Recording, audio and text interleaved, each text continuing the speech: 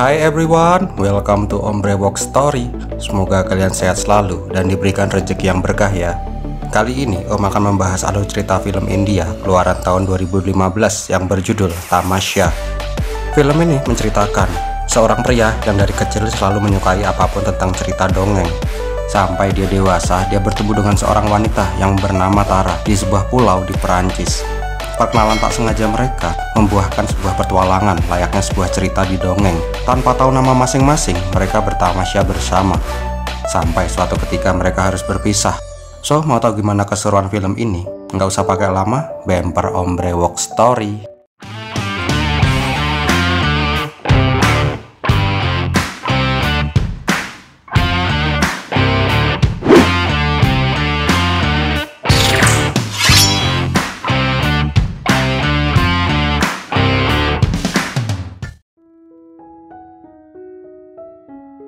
Awal kisah diperlihatkan sebuah teater drama di India. Terlihat teater itu sangat ramai dengan tepuk tangan penonton yang terkesima dengan drama itu. Flashback beberapa tahun sebelumnya. Diperlihatkan seorang bocah lelaki yang tinggal di daerah dataran tinggi Simla, India. Bocah itu bernama Fat. Fat terlihat sering mengunjungi orang tua di bawah pohon tua di atas bukit untuk mendengar cerita dongeng dari pria tua itu. Untuk Fat, cerita dongeng adalah oksigen untuknya. Imajinasinya seolah-olah berkobar ketika mendengar cerita dongeng. Berbeda dengan anak-anak seusianya yang menghabiskan uang untuk membeli mainan, dia malah lebih senang menghabiskan uangnya untuk membayar pria tua pendongeng. Dan beberapa tahun pun berlalu.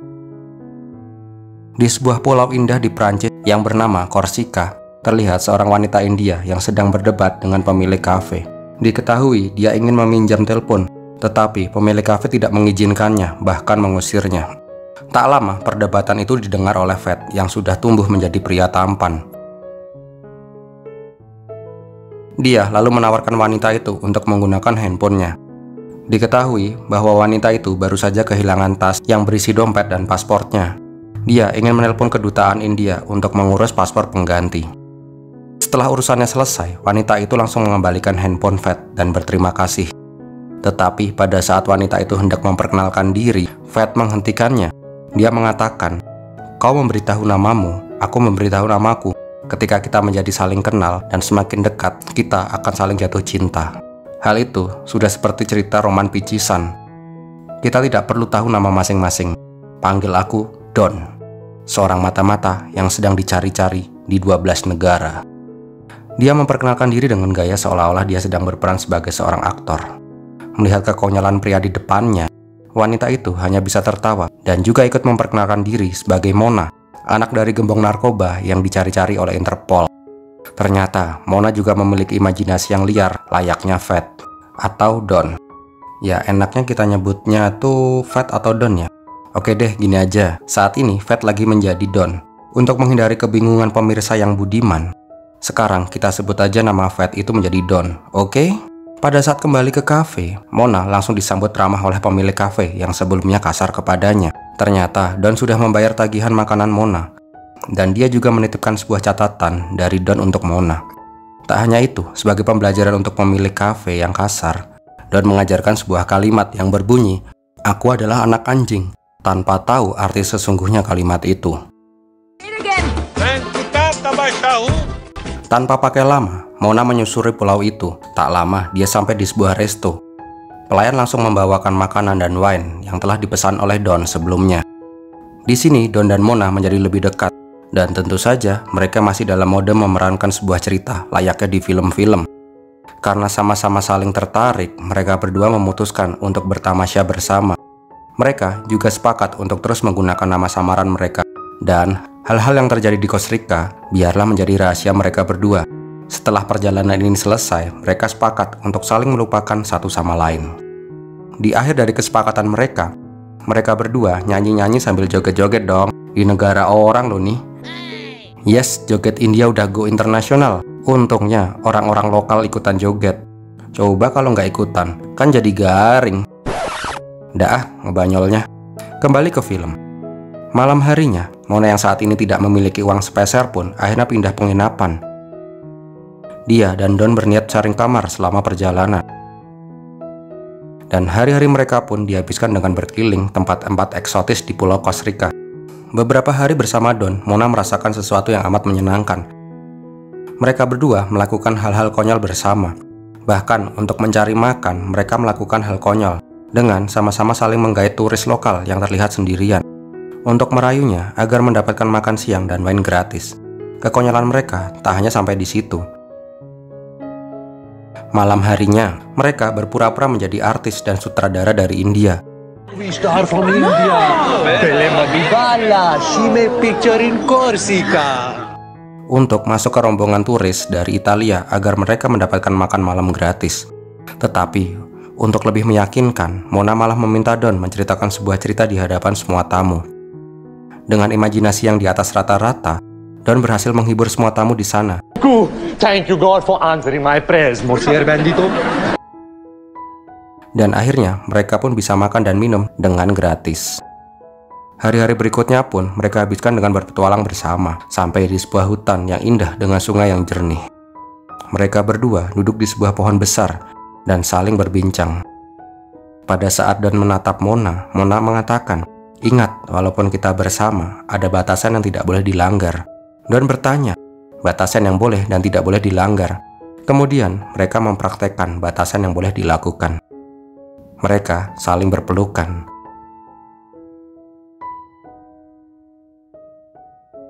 Karena terbawa suasana, hampir saja mereka tukaran iler di bawah pohon. Tetapi harapan penonton yang baper harus pupus, karena tukaran iler merupakan batasan yang tidak boleh dilanggar. Beberapa hari kemudian, Mona mendapatkan kiriman paspor barunya. Dia berpikir inilah saatnya mereka berdua berpisah, sebelum dia jatuh cinta beneran kepada Don. Dia langsung berkemas dan berniat meninggalkan Don tanpa berpamitan. Tetapi ketika dia hendak meninggalkan penginapan, dia berubah pikiran. Mona kembali naik ke kamar dan langsung tukeran iler dengan Don yang masih kaget karena baru bangun tidur. Dan sebagai perpisahan, Mona memberikan hadiah berupa... Kalian pasti udah tahu kan apa yang mereka lakukan, nggak perlu Om jelaskan kan nih? Jujur, pas adegan ini, Om malah kasihan sama sopirnya yang nunggu Mona di bawah. Kok lama banget, mana masih dikejar setoran lagi. Nggak taunya, tamunya malah lagi enak-enak. Akhirnya, perjalanan Mona dan Don pun harus berakhir dengan kenangan manis yang tidak akan pernah mereka lupakan sepanjang hidupnya. Dan filmnya pun tamat. Belum deng, hehe. Sesampainya di Kalkuta, Mona dijemput oleh pacarnya di bandara, tanpa tahu apa yang dilakukan pacarnya di Perancis. Kehidupan Mona pun berjalan seperti biasa. Dia bekerja sebagai eksekutif perusahaan kopi milik ayahnya. Tak terasa beberapa tahun pun berlalu.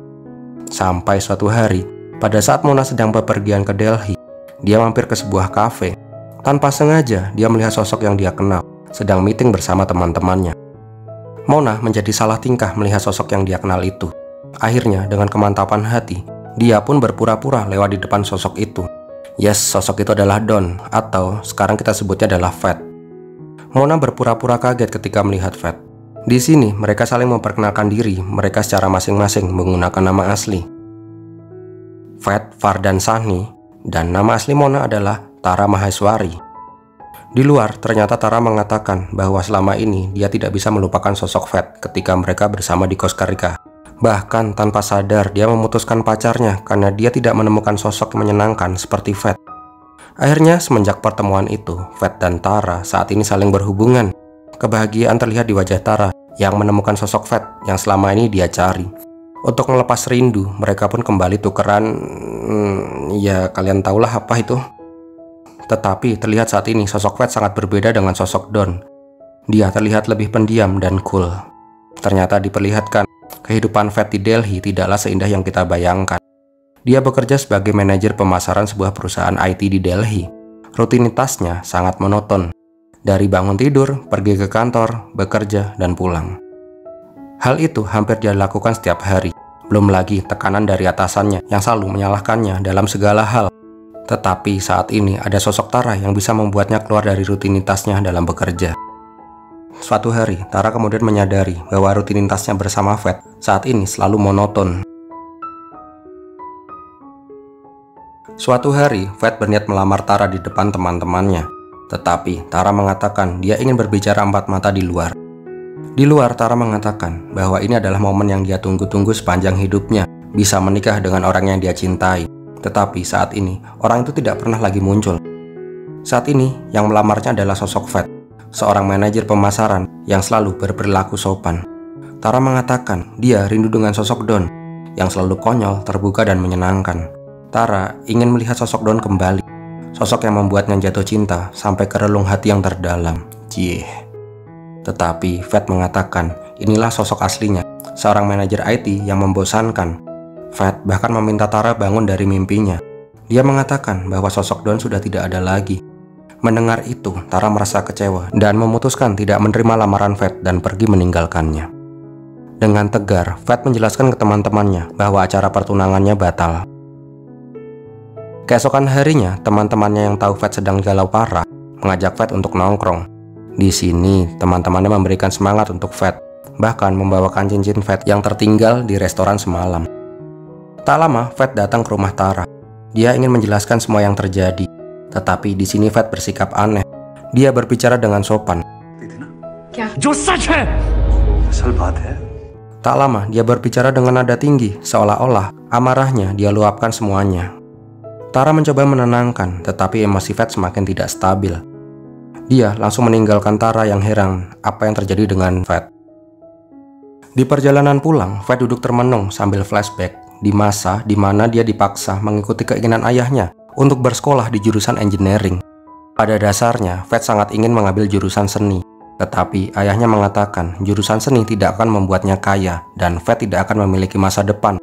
Dengan terpaksa, Fat mengikuti keinginan ayahnya itu untuk berkuliah di jurusan engineering.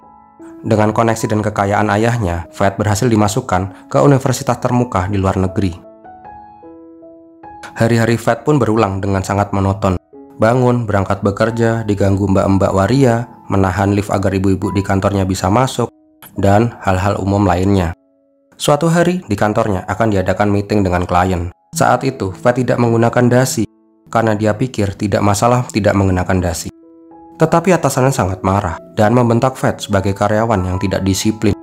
Tak hanya itu, pada saat melakukan presentasi, Fat melakukannya dengan sangat baik dan benar. Tetapi walaupun demikian, Fat masih saja disalahkan oleh atasannya karena bahasanya terlalu tinggi dan susah dimengerti. Walaupun kliennya merasa senang dengan presentasi dari Fat. Hal itu berulang-ulang terjadi. Di lain tempat, ternyata Tara masih peduli dengan Fat. Dia mencoba menghubungi Fat berulang kali, tetapi Fat sama sekali tidak menghiraukannya. Sampai suatu hari terlihat Fat sudah sangat tertekan dengan beban yang dia tanggung. Dia terlihat berbicara dengan bayangannya di cermin, seolah-olah dia sedang berbicara dengan seseorang. Tak lama, dia menelpon Tara. Di sini Tara mengatakan dia ingin mengajak bertemu Fat karena dia sangat mengkhawatirkannya. Malam harinya, Fat dan Tara bertemu di sebuah bar. Pertemuan mereka setelah beberapa lama tidak bertemu terlihat sangat canggung. Di sini, Tara meminta maaf untuk perkataannya sebelumnya. Dia menginginkan cincin yang sebelumnya Fat berikan. Dia ingin menerima lamaran Fat dan akan membantu meringankan beban dari Fat. Tetapi setelah mendengar itu, emosi Fat kembali tidak stabil. Dia kembali ke sosok Fat yang kasar. Bahkan, Fat bertingkah layaknya orang yang sudah tidak waras.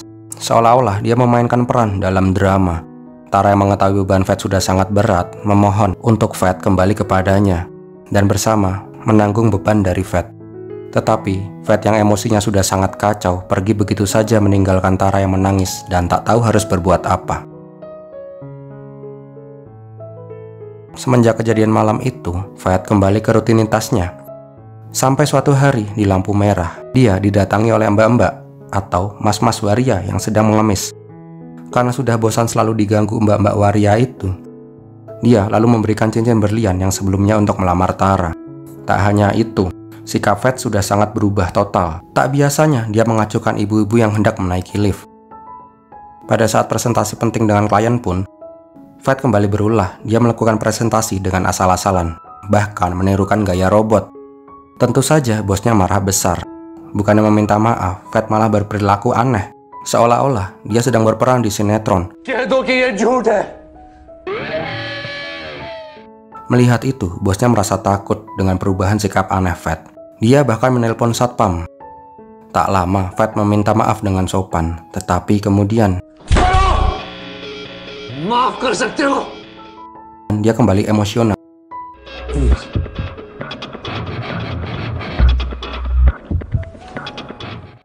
Di sini mental Fat sudah benar-benar sangat terganggu, sehingga akhirnya dia dipecat dari perusahaan itu.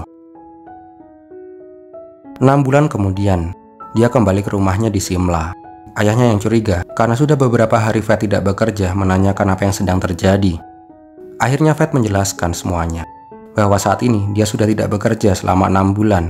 Ayahnya tentu saja marah besar. Mendengar itu, Fat berniat meninggalkan rumah. Tak lama, dia mengingat sesuatu. Dia pergi ke bawah pohon untuk menemui pria tua yang dulu selalu menceritakan dongeng untuknya. Ternyata pria tua itu sekarang sudah tua renta dan pikun. Pada saat Fat meminta menceritakan sebuah cerita, pria tua itu menceritakan sebuah kisah. Tetapi Fat tidak ingin mendengarkan kisah itu. Fat ingin mendengarkan sebuah cerita yang tokoh utamanya adalah dirinya sendiri, seorang pria yang penuh tekanan, dicampakkan wanita, dan dibuang oleh keluarganya. Fat terus memaksa kepada pria tua itu untuk menceritakan bagaimana akhir dari kisah hidupnya. Tetapi pria tua itu mengatakan dengan berteriak-teriak, "Buatlah kisah hidupmu sendiri." Walaupun pria tua itu sudah pikun, dia mengatakan kata-kata yang membuat Fat kembali sadar. Dia menyadari selama ini dia tertekan karena ekspektasi orang lain yang terlalu tinggi kepadanya. Di perjalanan pulang, dia melepaskan semua beban hidupnya untuk terlahir kembali menjadi Fat yang baru. Di rumah, dia langsung bercerita kepada orang tuanya dengan cara seolah-olah dia sedang berdongeng. Dia menceritakan sebuah kisah di mana ada seorang anak yang selalu mengikuti keinginan ayahnya. Tetapi anak itu merasa tertekan dan tak tahu mana yang benar ataupun salah. Suatu hari, anak itu melakukan apa yang dia ingin lakukan tanpa persetujuan dari ayahnya. Sang ayah merasa marah dan mengusirnya. Tetapi sang anak itu untuk pertama kali dalam hidupnya merasakan sesuatu yang benar, walaupun konsekuensinya adalah kehilangan keluarga yang dia sayangi. Fat kemudian mengatakan, "Aku tidak ingin seperti anak dalam cerita itu. Aku ingin melakukan apa yang menurutku benar, tetapi aku juga tidak ingin kehilangan keluarga yang aku cintai." Mendengar itu, ayahnya pun sadar dan menerima keputusan Fat untuk melakukan apa yang dia sukai. Setelah hari itu, Fat mulai berubah. Dia sering bercerita di desanya. Tak lama, dia mengadakan pementasan drama kecil-kecilan. Dan beberapa tahun kemudian, dia memberanikan diri kembali ke Delhi. Pada saat di Delhi, dia bertemu dengan Mbak-Mbak Waria yang sebelumnya. Mbak-Mbak Waria itu mengembalikan cincin berlian miliknya dan mengatakan dia tidak pantas memiliki cincin mahal itu, dan berdoa agar seseorang yang memiliki cincin itu kelak akan mencintai Fat secara tulus. Tak lama berselang, terlihat Tara yang sedang melakukan konferensi di Tokyo, Jepang. Tetapi dia kaget ketika melihat sebuah catatan di sana yang bertuliskan Don telah kembali. Dia juga melihat cincin Fat di cangkir miliknya. Merasa Fat ada di sana, dia lalu mencoba mencari Fat. Tiba-tiba, Fat muncul dan berkata, "Jangan menoleh, karena kita sedang diawasi oleh Interpol." Terus berjalan seperti biasa. Dia juga memperkenalkan dirinya dengan nama Don.